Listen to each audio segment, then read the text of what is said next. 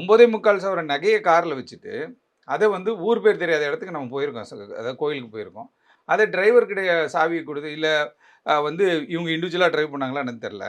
அந்த கீய வந்துட்டு ஒரு செக்யூரிட்டி கிட்ட குடுக்கலாமா? அப்படின்றது ஒரு கேள்வி எழுது. ம். ஏன்னா சேஃப்டி கிடையாது இல்லையா? இல்ல என்ன பண்ணணும், ஒரு ஆள வண்டியில இருந்துட்டு, நீங்க போய் சாமி கும்பிட்டு வாங்க. அடுத்தது நான் போறேன். ஏன்னா நகை இருக்கு, இல்ல பணம் இருக்கு அப்படின்றது தான் ஒரு நடைமுறை. நம்ம ஒரு தெளிவா படிச்ச ஆளு. அந்த விஷயத்த தான் நம்ம பண்ணணும்.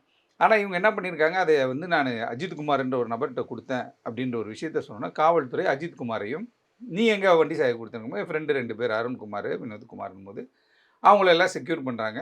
செக்யூர் பண்ணி அப்பயே காவல் நிலையத்துக்கு கொண்டு போயிர்றாங்க. காவல் நிலையத்துக்கு கொண்டு போனா ஒரு கிராமப்புறங்கள்ல அப்படின்னு கேட்டீங்கன்னா, ஒரு போலீஸ் வந்துட்டு போனாலே எல்லாருக்குமே தெரியும். ஏன்னா, அங்க நெறைய பேர் ஆள் நடமாட்டம் இருந்துட்டே இருக்கிறதுனால, ஆமா, ஆமா. கிராமமே ஒண்ணு சேர்ந்துரும். அப்ப காவல் நிலையத்துக்கு ஒரு காவல்துறை வாகனத்தில கொண்டு போகப்படுறாங்க. அந்த காவல்துறை வாகனத்தில கொண்டு போய் அங்கேயே வச்சு காவல் நிலையத்துல அடிச்சாங்க அப்டின்ட்டு, அங்க பார்த்த ஊர்க்காரர்கள் ஒரு சிலர் வந்து ஒரு தகவல பதிவு செய்றாங்க.